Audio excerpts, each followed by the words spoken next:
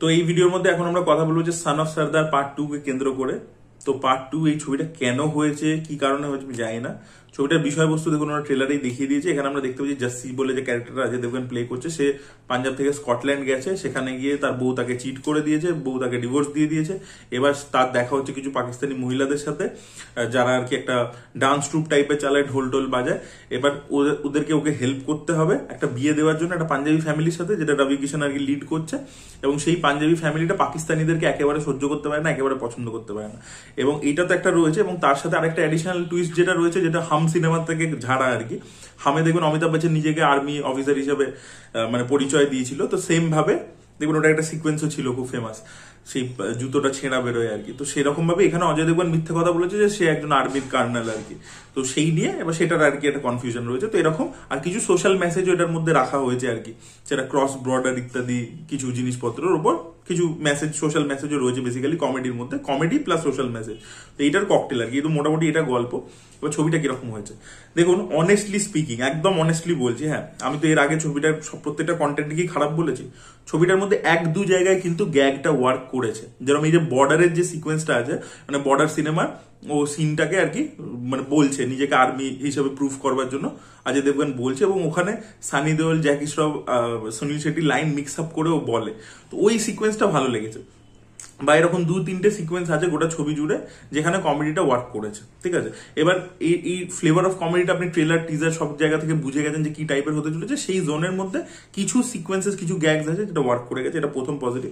দ্বিতীয় পজিটিভ হচ্ছে রবি কিষান কিন্তু ভালো কাজ করেছে। রবি কিষান কিন্তু হাসাতে পেরেছে।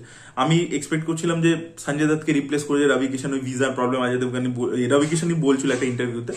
তো সেখানে রবি কিষান কি করতে পারবে। তবে রবি কিষানের কমেডি টাইমিং দারুণ, আমরা জানি লাপাতা লেডিজের মতো ছবিতে সেটা আমরা দেখতে পেয়েছি। কিষান কিন্তু এই ছবির মধ্যে ভালো কাজ করেছে, তারই একমাত্র পারফরমেন্স যেটা ঠিকঠাক ছিল, যেটা আপনাকে হাসাতে পারে আর কি। অ্যাপার্ট ফ্রম দিস ছবির মধ্যে কিচ্ছু ভালো নেই। অজয় দেবগনকে এত লো অন এনার্জি লাগছে যে ভাই মনে হচ্ছে মানে স্লিপ ওয়াকিং করছে আর কি গোটা ছবি জুড়ে, এত লো অন এনার্জি। আর ফিঙ্গারিং করে যাচ্ছে, মানে গানের মধ্যে বলছি আর কি, খারাপ ভাবে নেবেন না। তো অজয় দেবগনকে কোনো কমেডি ছবিতে এত খারাপ লেগেছে আমি জানি না, এর আগে কোনোদিনও লেগেছে বলে আমার মনে পড়ছে না। এতটাই খারাপ অজয় দেবগন পারফরমেন্স দিয়েছে। এবং তার সাথে মৃণাল ঠাকুর কেমছে দেখুন, বয়স্ক হিরো, কম বয়সী হিরোইন, এটা তো আমরা ইন্ডিয়ান সিনেমাতে বহুদিনই দেখছি, কিন্তু সেটা অকওয়ার্ড লাগছে দেখতে আর কি, খুব মানে পারভার্ট লাগছে, চিপ লাগছে। এটা আমি এই ছবিটার মধ্যে দেখতে পেলাম। প্রচন্ড বাজে লাগছে, প্রচন্ড অকওয়ার্ড লাগছে দুজনকে, ঠিক আছে।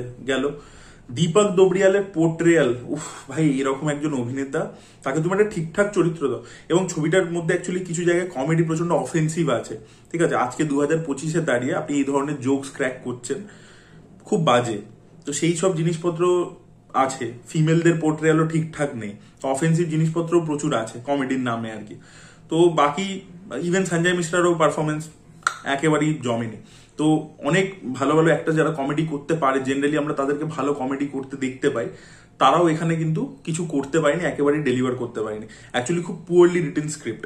এবার যখন আপনার কমেডি মানে একটা কমেডি ছবি দেখতে গেছেন, আপনি এন্টারটেনমেন্ট আশা করে গেছেন, সেই এন্টারটেনমেন্টটা আপনাকে দিতেই পারছে না। তখন আপনি তার মধ্যে মেসেজ ঢোকান, এই ঢোকান, ওই ঢোকান, এইসব কিছু ঢোকালেও কিছুই এফেক্টিভলি কাজ করবে না। কারণ আপনার মেন যে জিনিসটা, মূল জিনিসটাই তো ওয়ার্ক করছে না। তো ছবিটা খুবই বাজে একটা ছবি হয়েছে, আমার একেবারেই পোষায়নি। আর বোরিংও লাগবে আর কি একটা পয়েন্টের পর, যেহেতু কমেডি কিছুই ওয়ার্ক করছে না, তো যেন আপনার বোরিংও লাগতে চলেছে। আর পুরো যেন রং খেয়ে বমি করে দিয়েছে, এই কথাটা আমি বারবারই বলছি। আপনার এই যে স্ট্রিটটা দেখাচ্ছে, স্কটল্যান্ডের স্ট্রিটটা, ওটা দেখে আপনার মনে হবে যে রোহিত শেট্টি সার্কাসের কোনো সেট, যেটা রোহিত শেট্টি বলেছে হ্যাঁ ভাই ইউজ করে নে শুটিং এর জন্য, তাই জন্য আর কি ইউজ করে নিচ্ছে। পুরো সেম দেখতে লাগছে, ওরকমই আর কি অ্যাস্থেটিক ইত্যাদি। তো মানে এই ছবিটা মানে পাঞ্জাবি সিনেমার একটা ফরম্যাট আছে। পাঞ্জাবি যত কমার্শিয়াল ছবি আপনারা যদি তুলে দেখেন, ওদের এই ধরনের ফরম্যাটেরই একটা ছবি হয়, টেমপ্লেট ওরা চেঞ্জ করে না। ওই বিদেশে নিয়ে চলে যায়, এই করে ওই করে, বইয়ের সাথে আগে একটা মেয়ের সাথে ডিভোর্স হচ্ছে, এই হচ্ছে, ওই জিনিসটাকেই এখানে ঘুরিয়ে ফিরিয়ে চালিয়ে দিয়েছে। এবার ওই জিনিসটা পাঞ্জাবি ইন্ডাস্ট্রিতে ওয়ার্ক করে, তা বলে ওটা এটা হিন্দি ছবিতে ওয়ার্ক করবে, এটা ভাবাটা, এই যে অজয় দেবগনের চিন্তা যে আমি সিকুয়েলের পর সিকুয়েল করে যাবো, আই ডোন্ট আন্ডারস্ট্যান্ড। তো খুবই পুয়ার ছবি, প্রচন্ড বাজে এক্সিকিউশন, পারফরমেন্সেস খুব বাজে, খুব বোকা লেগেছে। ছবিটা খুবই বাজে হয়েছে আর কি। তো son of Sardar 2 even shows পেতেও প্রবলেম হচ্ছে ছবিটা, আপনারা নিশ্চয়ই রিপোর্টস পড়ে থাকবেন, যেহেতু সাইয়ারা ছবিটা অলরেডি চলছে এবং ধাড়ক 2 এসেছে, তো তাই জন্য সান অফ সর্দারের শোজ পেতে।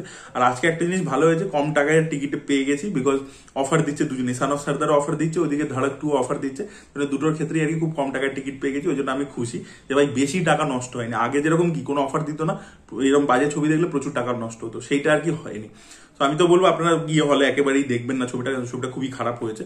যদি আপনার টেস্ট আর কি একেবারেই খুবই বাজে হয়ে থাকে তাহলে আপনারা হয়তো দেখে এটাতেও হাসবেন আর কি, তো কিছুই বলার নেই। তো thank you so much, bye by.